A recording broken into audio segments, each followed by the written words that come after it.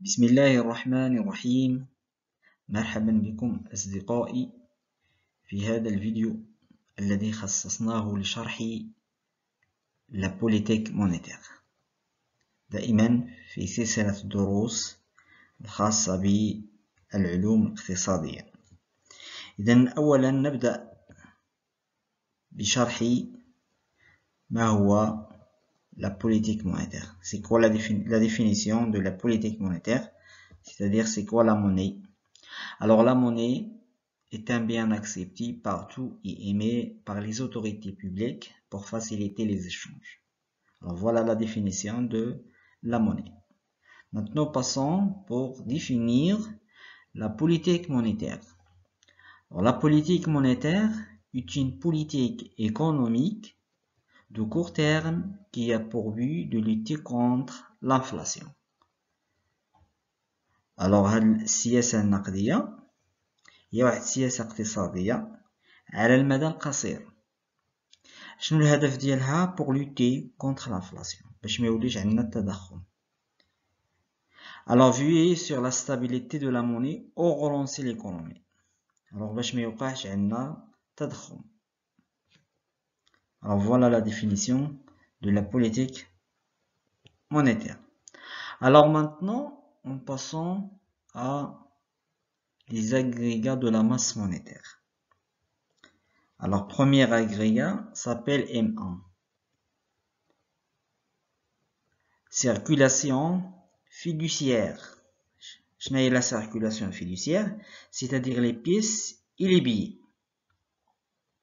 يعني الفلوس اللي كيكونوا ماشي سكريبتورال. les pièces اللي هما يعني نقدية ثم أوراق نقدية. plus monnaie scripturale اللي كيكونوا في لي كونت.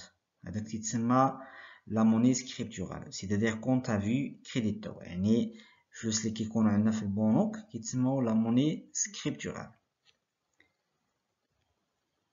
L'agrégat 2 s'appelle M2, c'est-à-dire M1 اللي ديجا شرحناه plus placement à vue، c'est-à-dire compte bloqué en banque, compte épargne, compte sur carnet.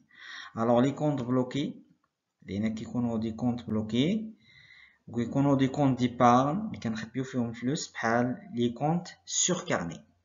يعني هادو كيكونوا دي contrats dans la banque. كنديرو واحد لي كونت، كنبرم واحد الاتفاقيه مع لا بنك باش نخبيو هاد الفلوس على واحد المده. يعني كنتفقوا حنا ولا بنك باش نخبيو هاد الفلوس في واحد المده بحال لي كونت سور كارني. هادو كيتسماو لي زاغريغا مونيتير M2. ثم من بعد الام 3. شنو هي الام 3؟ هي M2 plus les actifs monétaires، c'est-à-dire les bons de trésor, les bons de caisse. هادو هما les trois agrégats de la masse monétaire M1, M2 et M3. Maintenant passons à les objectifs de la politique monétaire. شنو هو الأهداف ديال السياسة النقدية؟ Alors la banque centrale هي اللي كدير لا بوليتيك مونيتير. في أي دولة كتكون لا بنك سنترال هي اللي كدير لا politique monétaire. Alors la banque centrale de chaque pays forme de cette politique avec un objectif, bien sûr. S'ils veulent augmenter le flux de monnaie dans l'économie. Mais cela ne peut pas être le seul objectif. Outre le fait d'assurer suffisamment de liquidité dans le pays. Alors, cette politique poursuit deux objectifs fondamentaux. Alors, غادي نشوفوا علاش كدار هاد لا politique monétaire. أول objectif، أول هدف هو contrôle de l'inflation. Alors, l'objectif principal de cette politique étant de garantir des liquidités suffisantes dans l'économie. Alors باش نشوفوا النقديات، السياسة النقدية باش نشوفوا النقود ولا ليكيديتي السيولة المالية اللي كاينة في السوق، يعني باش نكونتروليها باش ما يكون عندنا l'inflation bien alors suffisante dans l'économie. Il se trouve que les consommateurs disposent d'un pouvoir d'achat accru grâce auquel le pays souffre finalement de l'inflation. Alors l'inflation affectant le PIB du pays, elle devrait être maîtrisée au bon moment. Alors هذا هو l'objectif الأولاني ديال السياسة النقدية اللي هو لو كونترول دو لانفلاسيون، باش نشوفوا السيولة المالية اللي كاينة في ليكونومي. من بعد غيدوير لو شوماج، باش نقصو من الشوماج باش ما يوليش عندنا لو تو دو شوماج élevé. Alors l'objectif suivant, le plus important de la politique monétaire est de faire en sorte que le pays compte moins de chômeurs, mais les autorités ne se concentrent que sur la réduction du chômage, après avoir pris en charge l'inflation. Alors, في هذا الهدف الثاني كنحاول أي دولة كتحاول réduire le taux de chômage في le pays. Alors le taux de chômage, pardon. Alors en utilisant son autorité fiscale, un banque centrale peut réguler le taux de change entre les devises nationales et étrangères. Par exemple, la banque centrale peut augmenter la masse monétaire en émettant plus de devises. Alors on a ممكن augmenter la masse monétaire غير كنحطوا بزاف لي devises في l'économie. Alors plus de devises. Dans un tel cas, la monnaie nationale devient moins chère que les homologues étrangers. هنا تاني باش السياسة النقدية ممكن كنديروها غير بلو تو دو شونج، يعني اون فوا كيكون عندنا الدوفيز كتير هنا لا موني ناسيونال كيولي قليل، يعني لو موان شير devient moins cher.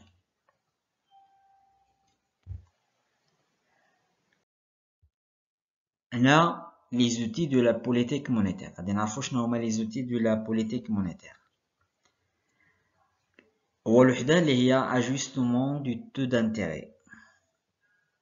Alors une banque centrale peut influencer les taux d'intérêt en modifiant les taux d'actualisation. Le taux d'actualisation est un taux d'intérêt appliqué par une banque centrale à des banques pour des prix à court terme. Alors, le taux d'intérêt, كديروا la banque centrale وكتبقى على tous les banques الآخرين. Central banque pour des prix à court terme. باش الناس اللي غادي يديروا القرض على المدى القريب.